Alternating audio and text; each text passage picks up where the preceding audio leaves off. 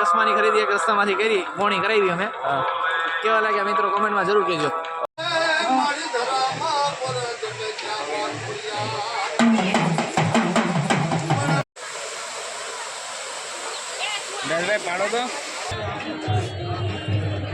તમને હેલ્પ થાય સવારના 8 થી 11 કલાક અને બપોરના 15 થી 17 એટલે 5 વાગ્યા સુધીનો સમય છે. જય Shri Ram, welcome back to my YouTube channel. તો સ્વાગત છે તમારું નવા વ્લોગમાં.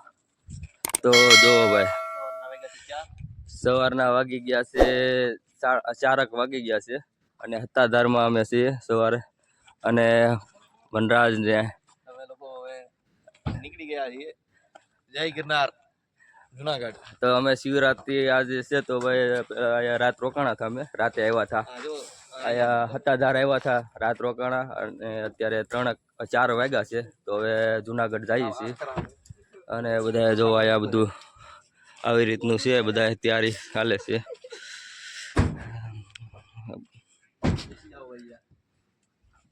તો હાલો હવે અહીંથી નીકળી અને પછી મળું તમને.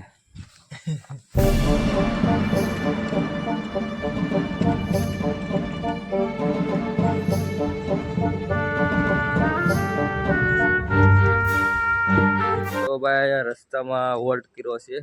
અહીંયા શેલિયા ધામ જોવો તમે, બિલખા શેલિયા ધામ જે છે ને આ દર્શન કરવા માટે હોલ્ટ કર્યો છે. આ બધા ઊભા છે. અમે ગાડી પાર્ક કરી દીધી છે અને હાલો દર્શન કરીએ સવારમાં.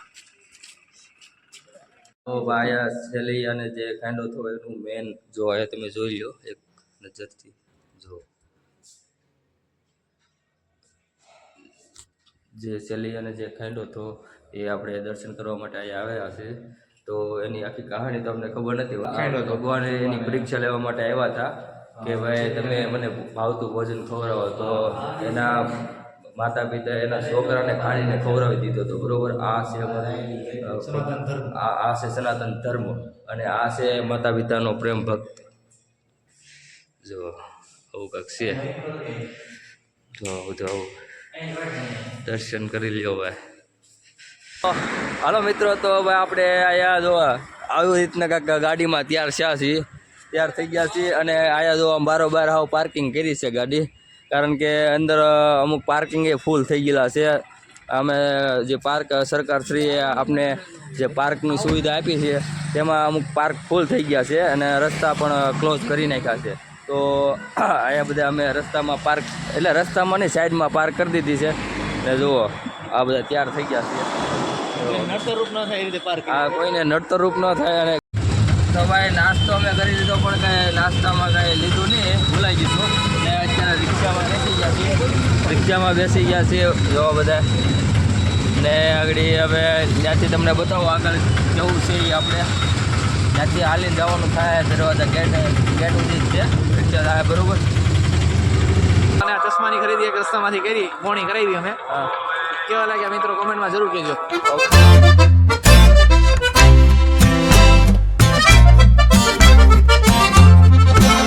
જો આ ડુંગરાની પાછળ તમને સૂર્ય ભગવાન જો કેવા પ્રકૃતિ સૌંદર્યના તમે નિહાળી રહ્યા છો. જો સૂર્ય ભગવાન કેવી રીતે ખીલી ગયા છે. અને અહીંયા તમે જોઈ શકો છો ભક્તિ સંસ્કૃતિ અને પ્રકૃતિનો અનોખો સંગમ છે એ અહીંયા તમને જોવા મળે છે.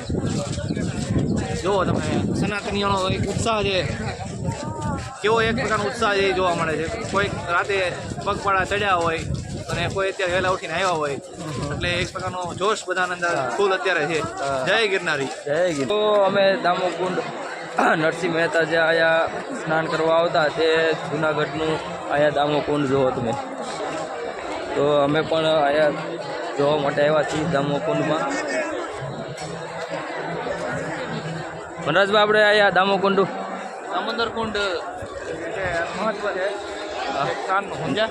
નરસિંહ મહેતા નાવ નરસિંહ મહેતા જે છે એ સ્નાન કરતા અને ભક્તિ કરતા પ્રભુની એવું માનવામાં આવે છે. એટલે જો તમે ભક્તો છે સ્નાન કરીને ધન્ય થતા હોય છે. ઠંડી ફૂલ છે તો તમે જોવામાં બધા સ્નાન કરે છે. એટલી ઠંડી એની સીમા નથી. તો તો ભાઈ આપણે જળ અર્પણ કરી દીધું છે મહાદેવને. હવે ઉપર જાય દર્શન કરવા. તમને હું દ્વારકાધીશના દર્શન કરાવું તમને. હે દ્વારકાધીશ. એ દ્વારકાધીશ. તો ભાઈ નરસિંહ મહેતા અહીંયા આપણે દામોદર કુંડમાં જે સ્નાન કરી અને અહીંયા દ્વારકાધીશના અહીંયા જે કૃષ્ણ ભગવાનનું મંદિર છે ત્યાં દર્શન કરવા માટે સવારમાં વહેલા પ્રભાતિયા ગાતા ગાતા દર્શન કરવા આવતા. મહાદેવ મહાદેવ મહાદેવ મહાદેવ.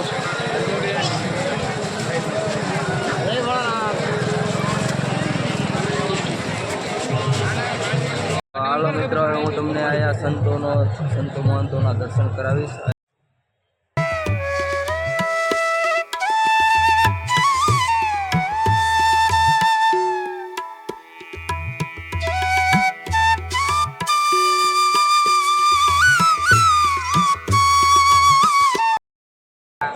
કરી ખાવ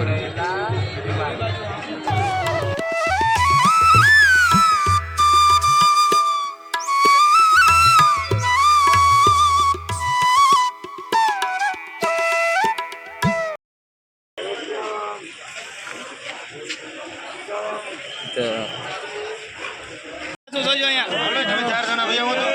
મહાદેવ મહાદેવ. જય ગિરનારી. જય ગિરનારી. ખોડિયારમાંના દર્શન કરવા માટે ગળધરા. તો તમને એમાં ખોડિયારના દર્શન કરાવું આગળ ટૂંક સમયમાં. બન્યા રહેજો અમારી YouTube ચેનલ ઉપર.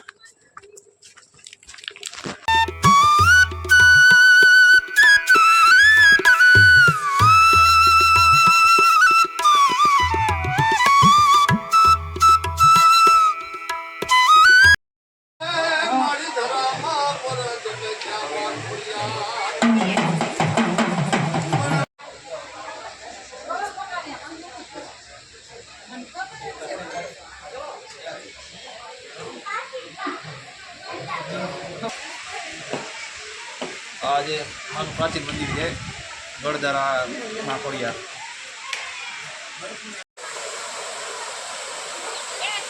પાડો તો માં ખોડિયારમાંના દર્શન કરીને હવે અમે જઈ રહ્યા છીએ આંબરડી પાર્ક.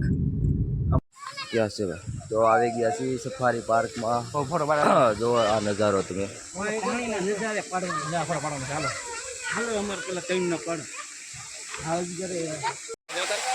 એક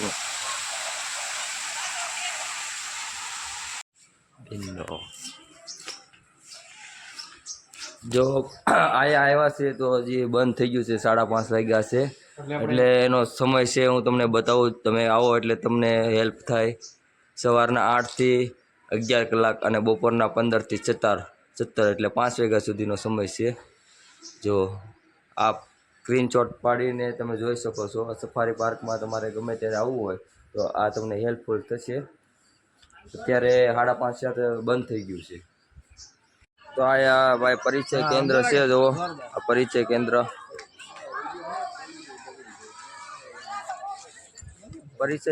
છે. સ્મૃતિ કેન્દ્ર. અને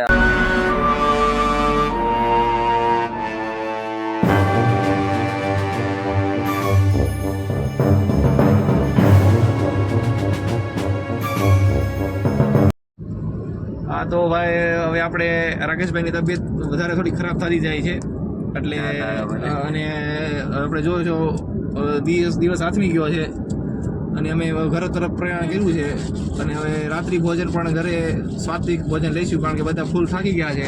તમે જોઈ શકો છો બધા ફૂલ થાકી ગયા છે. માવો ખાય છે બધા અત્યારે જુઓ. અને હવે આપણે આ વ્લોગને પૂરા કરીએ. આખો વ્લોગ જોઈ અને ચેનલને સબસ્ક્રાઈબ અને લાઈક કરજો. આવજો. જય ગિરનારી. હર હર મહાદેવ. બોલો હર હર મહાદેવ. હર મહાદેવ.